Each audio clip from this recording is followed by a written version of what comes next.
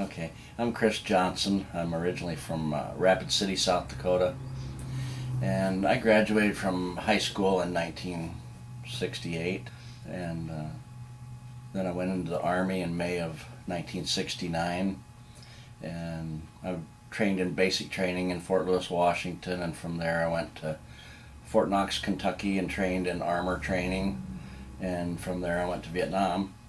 And I got to Vietnam in December of '69, and I was assigned to the 11th Armored Cavalry, and I spent the next 4 months there just chasing the North Vietnamese and then a lot of firefights. We moved over to Tay Ninh area, which is right on the Cambodian border, uh, and that it was before the big push when everybody went in when we officially went into Cambodia. And it was right before that I got shot with a rocket propelled grenade when we were in some fighting combat then, and so then I was medevaced out. I was in the hospital for around 13, 14 months. You know, we weren't really welcomed back as any kind of heroes or anything, so I just tried to, fade away and not stand out into the woodwork, so to speak, and go on about my life. But this whole time, I'm having all kinds of trouble with fitting legs and different illnesses. Back then, I had no idea. I just thought I was getting sick with flu or something like that, and I had no idea about. Nobody did. I don't.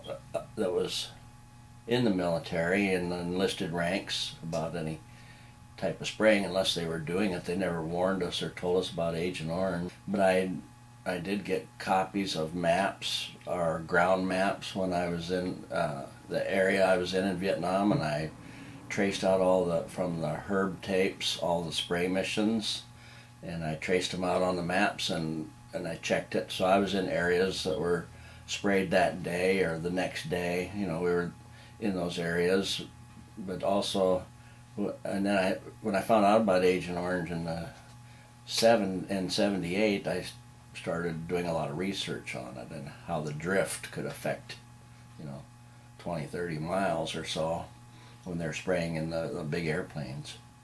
I went to the VA and got an Agent Orange physical, which was just, I think, we all thought it was going to be like an Agent Orange exam to tell us if we had Agent Orange in us, because we didn't understand what was going on. But basically, it was just an exam for them to get a baseline or a status of what your health was at that time and what potentially you could have been exposed to. Um, During that time, the government was uh, looking for information and gathering information on it, and we were just pretty much unknown as to what was going on. But I read an article in the Disabled American Veteran magazine and in the newspaper about Agent Orange, and I called a friend of mine that worked for Senator Daschle in South Dakota because that's where I was from, and so he got me all kinds of information on Agent Orange. Then in 1978, my wife and I had a son after Nathan, and he was born with multiple birth defects, and he had so many that I did a lot of research on that. I had an autopsy done. He only lived for a day. They transferred him from South Dakota at the hospital there where we were. They transferred him to Denver Children's Hospital. And then they called us the next day and they said he didn't make it. And he just had a lot of,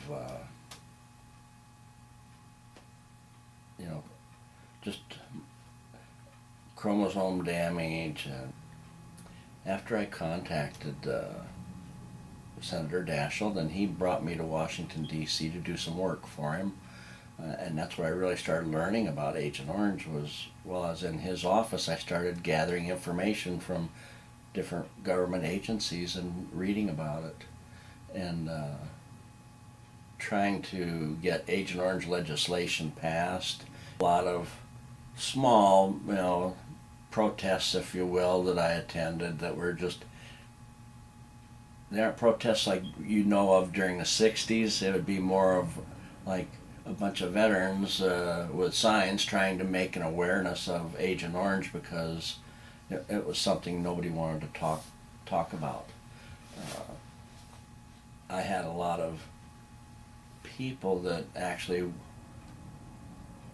didn't threaten me, but they thought I was being anti-American, and it was just terrible because during that time, you don't speak out about something that your country did, and that's what really made it tough. We're speaking out and we're saying, hey, this stuff's real. It needs to be investigated and looked at and researched about the damage that it's causing to the people exposed to it, and the children, and if it's passed on. I mean, it's just a host of things, and that was my main focus, just to get the word out and get things going, because I was sick and I'm going, I really don't know, and from the research it involves cancer, and I met a lot of guys that were dying of cancer that were Vietnam veterans, and they're all dying without any benefits. And if this was caused from something that happened during our service, they should be under benefits through our country. And during that time, I was contacted by those attorneys. Initially, there was a group of lawyers that were heading up the Agent Orange lawsuit, the class action lawsuit. And I met with them, Victor Yannicone, and I met with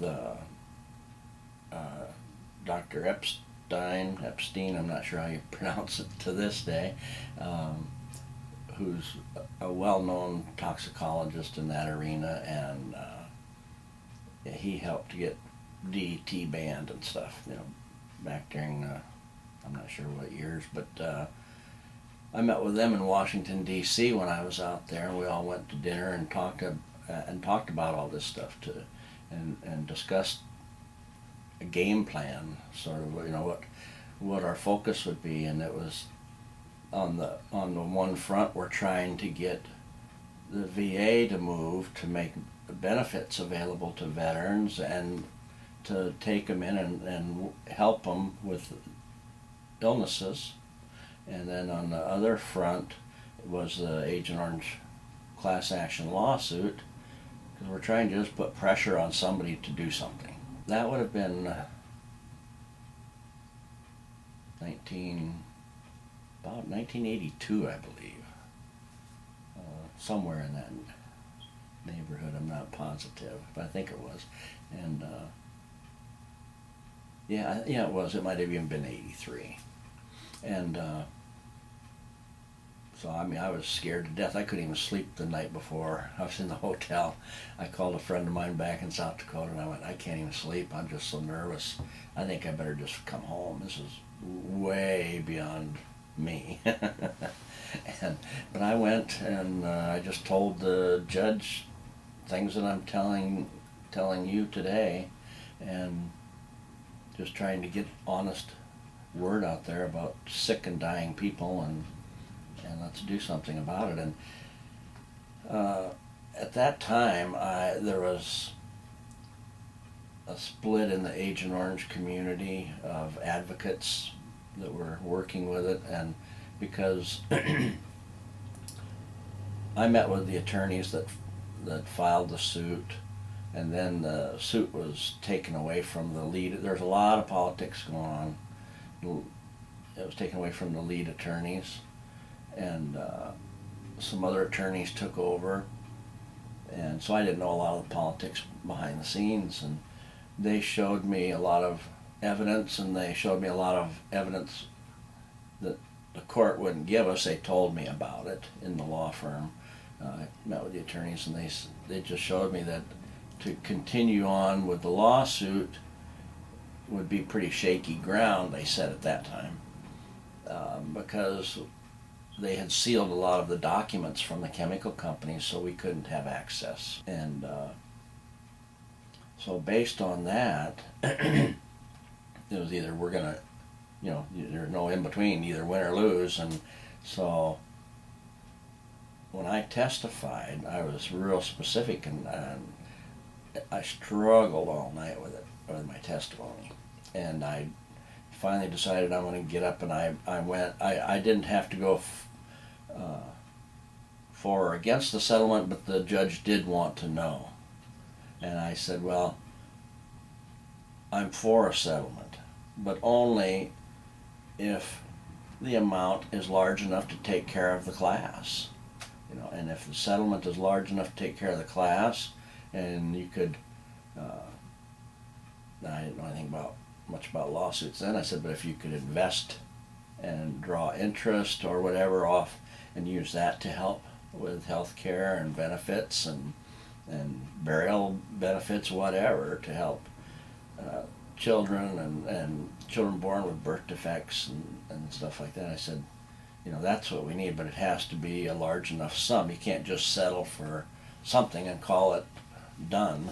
And I did take a lot of flack from veterans about that, because they didn't want any settlement, but then, so it was just a lot of guys needed a lot of help. The problems I saw as I followed it was they used the insurance company that backed Dow Chemical. They used them to disperse the fund. So, they were the ones that they were the insurance company, they're the ones that put up the money, so they were the ones that were monitoring and dispersing the fund. So they pretty much set the guidelines on who was going to be able to get any money. At that time, you had to be considered 100% disabled under Social Security guidelines in order to receive any money, and the max was $12,000 per vet. So, it was too little too late. Understanding was this was not to be chemical warfare against people. It was to affect vegetation, clear roadways and clear around base camps, and that's because they sprayed it everywhere, and everywhere the GIs were, it was sprayed. Plus they sprayed them in backpacks and helicopters and C-130s, and you name it, they put equipment on them to spray. It didn't stay in the public eye. Once the lawsuit was over, legislation would come up and then die out, and eventually some got passed. But it was a long time. Basically they waited for time to go by. I think the difference that I see in this country is that we're real quick to say support the troops, and that's one message I'm trying to get out today, and I have for years. People say support the troops. Well, of course we all want to support the troops, but my message pushes it a little farther, and I'm going, remember the veteran, because all of those troops are going to become veterans. And it's nice to wave the flag and say, yes, I support the troops, but then everybody forgets that when they come home and get out, they're now veterans and they're now disabled. And I go to Orlando to have my leg made, and so I meet a lot of the Gulf War, Desert Storm, Afghanistan. There's with all these IEDs, I meet a lot of these veterans over there. Double amputees, triple amputees, and it's just amazing the technology and the things they do. So we've gained a little bit of a relationship with each other because they have their issues now with depleted uranium and things like that. So we have things in common.